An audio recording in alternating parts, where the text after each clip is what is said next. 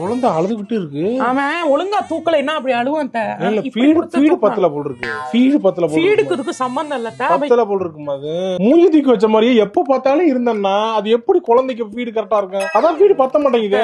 ஏங்க குழந்தை அழுதாலே ஃபீட் பத்தல அப்படின்னு அர்த்தம் இல்ல. குழந்தைக்கு தெரிஞ்ச ஒரே பாஷை அழுகுதான். அப்ப குழந்தை எல்லாத்துக்கும் அழுகும். நீங்க தூக்கி வச்சுக்கணும் அப்படின்னா அழுகும், குளிர்ச்சுன்னா அழுகும், வேர்த்துச்சுன்னா அழுகும், கொசு கடிச்சா அழுகும், யூரின் போயிட்டு மோஷன் போயிட்டு அதுக்கும் அழுகும். சோ எல்லாத்துக்கும் குழந்தை அழுகதான் செய்யும். அழுதாலே உடனே ஃபீட் பத்தல ஃபீட் பண்ணு சொல்லிட்டே இருக்க கூடாதுங்க. சோ குழந்தைக்கு ஃபீட் அடிக்குவேட்டா இருக்குதா இல்லையாங்கிறதுக்கு என்னென்னலாம் பார்க்கணும்னா, ஃபர்ஸ்ட் திங் யூரின் அவுட்புட். ஒரு நாளைக்கு ஒரு தடவை யூரின் போனா போதும், ரெண்டாவது நாளைக்கு 2 தடவை யூரின் போனா போதும், மூணாவது நாலாவது நாள்ல 3 தடவை 4 தடவை. சோ ஃபர்ஸ்ட் ஒரு வாரத்துக்கு எத்தனை நாள் ஆச்சோ அத்தனை தடவை யூரின் போனா போதும். இந்த 2வது வாரம் 7வது 8வது நாள்ல இருந்து ஆரம்பிச்சு 24 மணி நேரத்துக்கு 8 தடவை யூரின் போகணும். ஸோ இந்த யூரின் அவுட்புட் ரொம்ப முக்கியமான ஒரு இண்டிகேட்டர் ஃபீடிங் அடிக்வசிக்கு.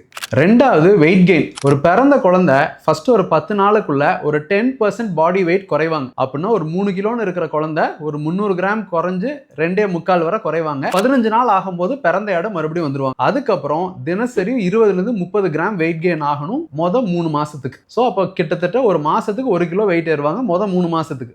அதுக்கப்புறம் மாசம் 1/2 கிலோ தான் ஏறுவாங்க. ஸோ இந்த வெயிட் கெயினும் யூரின் அவுட்புட்டும் ரொம்ப strong indicators of feeding adequacy.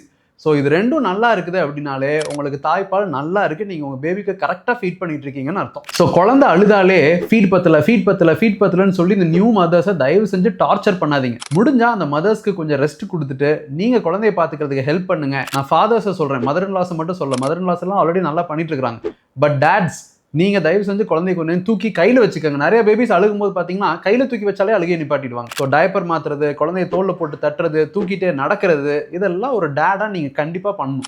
அந்த கத்திக்கிட்டே இருக்க போனை குழந்தை மாதிரி கையில தூக்கி வச்சுட்டு இருக்கீங்கல்ல, அதுக்கு பதில் கத்திக்கிட்டே இருக்கிற உங்க குழந்தைய தூக்கி கையில வச்சு பாருங்களேன், குழந்தை அழுகிறத அப்படியே நிப்பாட்டிடும். ஸோ இனிமே யாராவது ஃபீடு பத்தல அப்படின்னு சொன்னாங்கன்னா, என் குழந்தை யூரின் 8 தடவைக்கு மேல போகுது, டெய்லி வெயிட் கெயின் 20-30 கிராமுக்கு மேல இருக்குது, எனக்கு ஃபீடு கரெக்டா தான் இருக்கு அப்படின்னு கான்பிடண்டா சொல்லிட்டு போய்கிட்டே இருங்க.